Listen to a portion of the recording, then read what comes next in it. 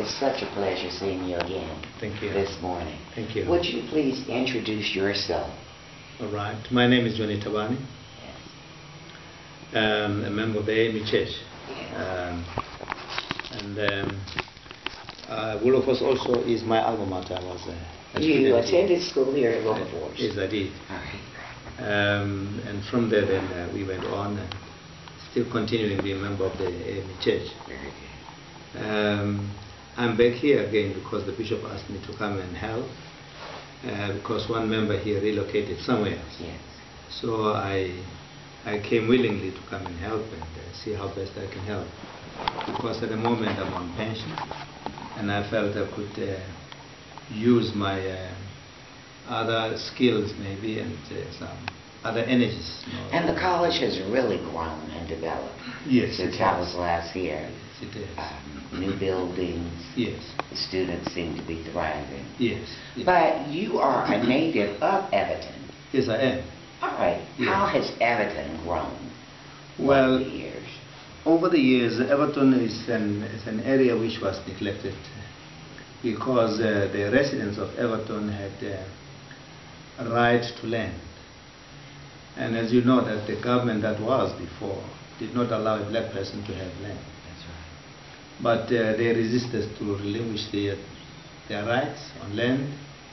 But around Evaton, you would see that there are developments that went on there, which have sanitation and water and so on. But Evaton people had water from they used to dig up pits where they could have water, and also for their sanitation they also had what are called pit latrines. Okay. Wait a minute, let me make sure I understand. Even during the years of apartheid, the land in Evaton was owned by black people? Yes. Oh! Yes, it was owned by them. And now we see how other areas are really fastly developing. Yes. There are no lights in Evaton at Yes. night. And you're thinking that Evaton is neglected because the people here own their land. Yes. That's sad. Yes. It's political. Yes, it is. Very It's political. political. But not only that. In 2004, I think, yes, in 2004, Evaton was 100 years old because it was established in 1904. By 2004, it was 100 years old. And then I was a mayor, and I asked... Well, I'm privileged to be sitting next to the former mayor of Evaton. Of Evaton. Now, we wanted to say that Evaton should be renewed. Yes. There are other townships like Evaton, like I think Alexander is one of them. Alexander came about 4 years after Evaton. It was 2008 when Alexander came in, but it had an attention because it was one of the projects of the President Mbeki. But we also clamored to say Evaton also should have the same attention as Alexander. And the President did come to Evaton in 2002, and he gave an instruction that Evaton should be taken care of. Yeah. And that is why there is a bit of a change in terms of, we can see some few taros coming here. There is also a one-stop center in Evaton, where there's a post office, a police station, and many other things in one area. So if you want to go there, you will find a police station, you will get post office, and so on. So that is part of the renewal of Evaton. About how many, what's the population here now? About how many people live here now? I would not be exact, but Sure. we can say that it could be plus minus 500 and something. Okay. 500 and something. 500,000, Yes. about 500,000 people. Yes. And then I noticed when I was here, each time I come, and even this time, here in 2012, I see no one except African people and their descendants, black people. Yes. So whites do not come into this area? No, they don't. All right. Yes. It's underdeveloped after all. And, Yes. as you know, that there was that segregation that blacks should sit one side and whites somewhere. So it is very difficult for whites to come and stay in Evaton. Even after Yes, the even end of after apartheid, they do yes, not no, they come do into not. to No. live or to work. No, I think it's underdeveloped, so they won't want to identify themselves with Everton. What about in Soweto? Because Soweto seems to be growing Yes. at a faster pace, Yes. but I still didn't see any whites. Yes, the same. You know, I'm not sure. Maybe this has been a long way. You must remember that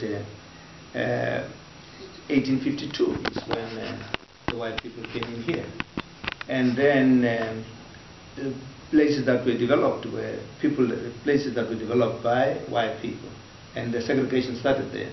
So from 1852 and until 1994, when we got that, you can imagine, maybe we are too much in a hurry to see whites being residents in the black areas. We have to give it time, maybe. Well, I don't know, because you know what?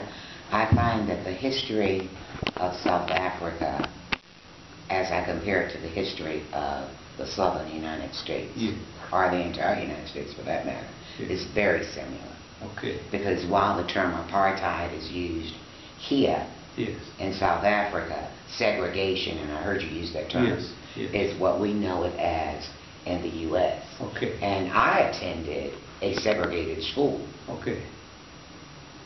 The colored water fountains, the white water fountains, yes, colored entrances, white entrances, yes, and we still have our isolated communities, yes, where whites do not live there. They may come, yes, and through and driving, yes, but they do not stay. The same here. And even more so on Sunday mornings, yes, the churches, for the most part, are still segregated. Exactly. All right. So the same situation is also pertaining here. We do have whites moving in the townships at schools, more especially in Soweto. They come in to work and not stay. That's right. Yes. So that is the situation. Here is even worse. We hardly see whites in I don't think schools. I've ever seen one. So, let alone the church, you go to Trinity A.M.E. church, That's right, you go to any other church, you will never see a white person in our churches. So I don't know what more we must do to help them. What does the future hold for Evaton in your hopes? Well, we are hoping that the government will look at Evaton again and see that it has, well, we're grateful for the A.M.E. church for what it has done for Wilberforce. Yeah. But we still feel that it's underutilized. It still needs, the colleges here is running, we have children, but I think it's not well advertised to have more, and even the teachers that are actually giving tuition here are not that qualified to attract, and subjects that are given also are not that attractive, to children. Most of the kids that are here are kids that have not done well in matric. Now they would like to upgrade so that they can be able to get into tertiary institutions and so on. And what about over at RR the seminary? Well, the seminary has been stopped by the bishop. They're coming in just for contract time. Sure. No, they've moved out, and of course some are resident, not many, because they stay very far. So they feel they could be here, and also they want to make use of the library maybe, and have some contact with some pastors around here. On Sundays they go to other denominations here, like Trinity, like St. Peter's A.M.E. Church, and any other church. They do go there, maybe just to get an experience, so that when he qualifies to become a pastor, he has at least an experience of. If there is any one thing that you would like people to know, yes, about Evaton and or Wilberforce, yes, what would that be? Well, what I want them to know is it produced leaders. It produced great leaders of Africa, most of them.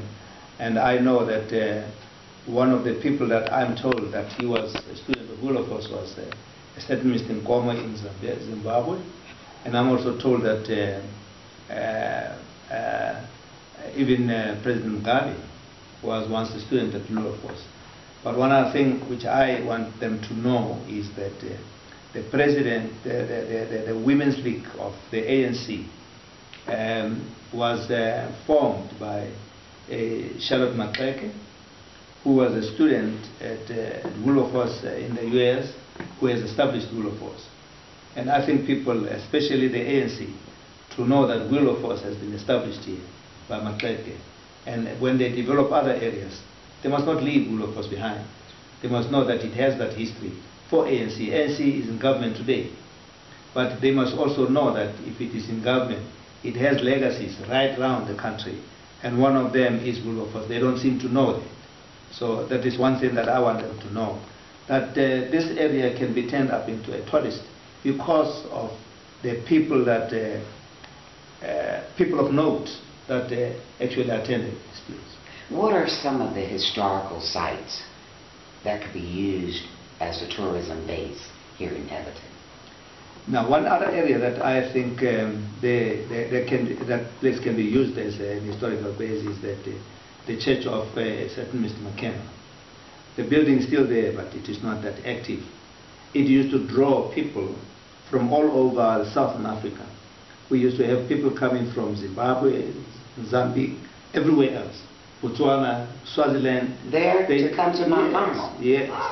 They used to have a day in September. They used to call it Maroon Day. And the other thing that is interesting about it is that Mr. McKemmel, the member, the owner of the church, is not buried in the cemeteries of Evaton. He's buried in his own yard. There was a little mountain there, and in there he was buried.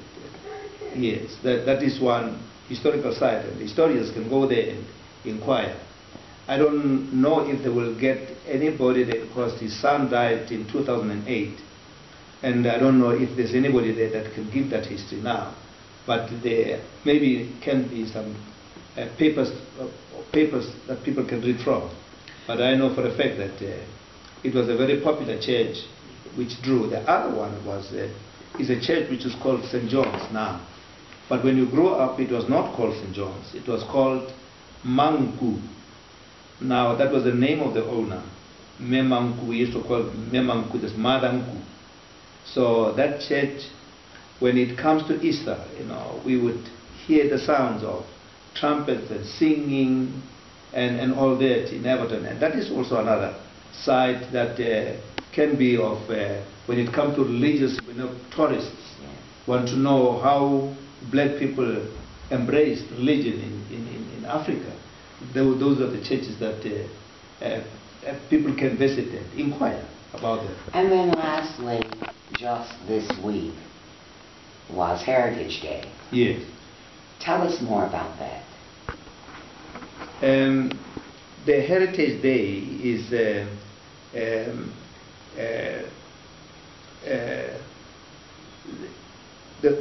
Heritage Day is the day when, in 1960,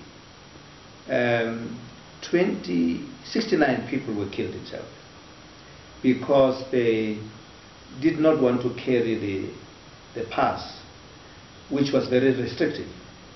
I would not come to Evaton if I stay in Shelville if I didn't have a pass in my hand. Okay. So it was very restrictive. I wouldn't work in Joburg if I stay in the bar because it restricted me to a certain area. So people were tired of being restricted in a particular area. So they went peacefully, not only in Sharpeville, some in Orlando, some in Langa in the Cape, some in Sharpeville. But on that day, most people were killed in Sharpeville. About 69 of them were killed, about 180 were injured. And there was a massacre here in Evaton. I think there's a memorial. In Evaton? Yes. No, that one came much later in the years. That one came much later in the years as people were struggling. Somewhere in Evaton there's a place called Nangalembe. People were there on a night vigil before 1994. In the night vigil there was somebody who died. But now people just attacked in the night vigil and a lot of people died. There is a memorial site there which is called Nangalembe. Yes. Yes. Thank you so very much. Thank you very much for this interview, yes. because it's a rich heritage, yes. a rich history. Yes. My uncle spent 9 years here, and this is what brought my interest. Yes. But it's so much that the world does not know. No. And we wanted to share your story. Thank you very much. Thank you very much.